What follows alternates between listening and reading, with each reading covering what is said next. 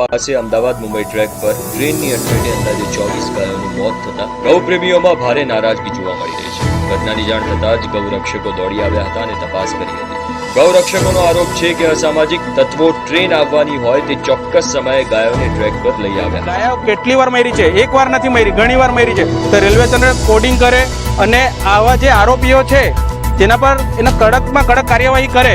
સમગ્ર મામલે આરપીએફ અને જીઆરપીની ટીમને જાણ કરાતા વધુ તપાસ હાથ ધરાઈ છે. Bureau report Divya Bhaskar.